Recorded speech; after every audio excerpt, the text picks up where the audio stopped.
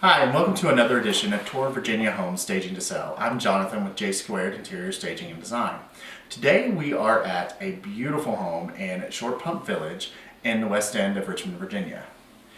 This home is 4 levels, and we had some challenges along the way. We had, in this particular room here, a large space that can be utilized as either a large living room or a living room and a dining room. When we decided to stage it, I opted to do the full living room version and took out the chandelier, just simply because you want to create a certain ambiance whenever someone walks into the home.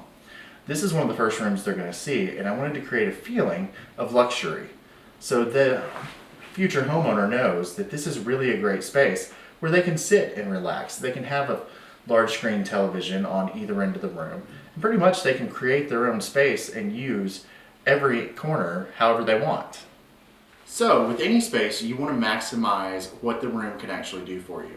The homeowners of this particular house, they had divided this room into 2 and had done a living room and a dining room area. However, the space really doesn't show well doing that. So we're actually going to take out this chandelier just to show the full scope of this room as just a living room, because we already, in the other area of the house, have a breakfast nook and a dining room area. And it's pretty easy to uninstall a chandelier. However, you should generally have a licensed electrician do this for you, which I'm not, but I have one coming by later today to check anything that I do. And welcome back, and thanks to my great photographer for the mini takes that I make her do sometimes for these videos, because sometimes I just say the wrong thing and you can't put that online. However, here we are continuing our tour, and we're now in what can be the formal dining room and the breakfast nook and kitchen space in this home. I set up a little bit of more of a casual area here where typically I would have put the chandelier and put a dining room table.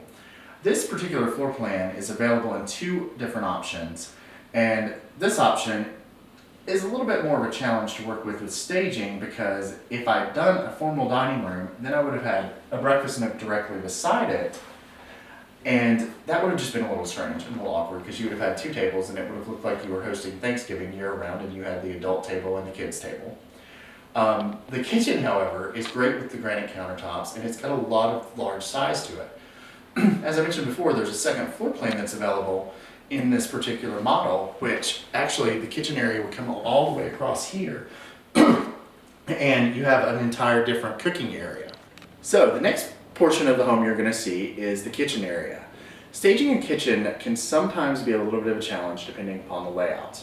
Fortunately, this one was pretty easy. It's got great bones to work with. However, you want to definitely create a mood that a buyer is typically going to identify with some type of emotion and not logic. When you come in this kitchen right now with our staging supplies, you can see a lot of things are oversized.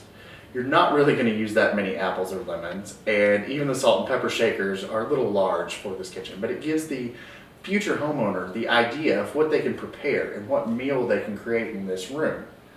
Like I said, it's about emotion, not logic.